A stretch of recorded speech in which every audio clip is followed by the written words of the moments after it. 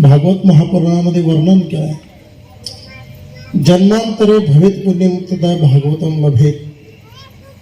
श्रीमद भागवत महापुराण श्रवण करण्याचं भाग्य जीवाच्या पदरामध्ये ते होत असतं. जन्मांतरीचं पुण्य फल देत असतं. भाग्योदयन बहुजन्म समर्जितेन सत्संगमं चलपते पुरुषो यदा वै अज्ञान हेतुकृत मोहमदांधकार नाशं विदायहि तदोदयेते विवेकः. बहुजन्म समर्जितेन भाग्योदय, जन्मोजन्मीचं पुण्य परम कृपेनं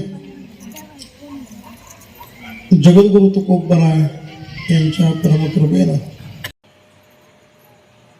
भागवताचा आजचा कथेचा 6वा दिवस आहे. हे कृष्णलीला आपण श्रवण करत आहात. कृष्णचरित्र परम पवित्र, कृष्णचरित्र महाविचित्र, सगळे अद्भुतच लीला आहे.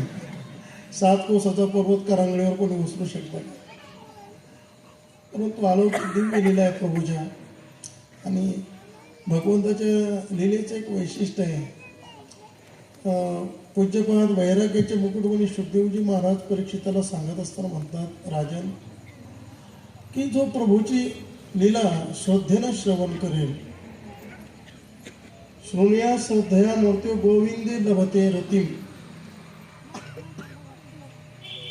जो भक्त भगवान श्रीकृष्णांची लीला चरित्र श्रद्धेनं श्रवण करेल, त्या भक्ताला अंतिम गोविंदाचं स्थान प्राप्त होईल, अर्थात वैकुंठ प्राप्त होईल. असं या लीलेचं विशेष महत्त्व आहे. भागवत महापुराण हे सामान्य महापुराण नाही आहे. श्रीमद भागवत महापुराण एकमेव असा ग्रंथ आहे की जो जीवाला 7 दिवसामध्ये मुक्ती प्रदान करतो. हे एवढं मोठं सामर्थ्य या श्रीमद भागवत महापुराणामध्ये आहे. आणि ते श्रवण करताना देखील काही विधीनं तो श्रवण केला पाहिजे. ती विधी आपण कथेच्या प्रारंभीच पहिल्या दिवशी श्रवण केलेले असणार आहे. त्या विधीनं अनुष्ठानपूर्वक जर कथा श्रवण केली तर परम भागवत परीक्षिताला मुक्ती मिळू शकते 7 दिवसामध्ये. ही सांगत असताना शुकदेवजी महाराजांनी परीक्षिताला आणखी ही भगवत भक्ती घडत राहू अशी शुभकामना व्यक्त करतो आणि आमच्या शब्दास विराम देतो.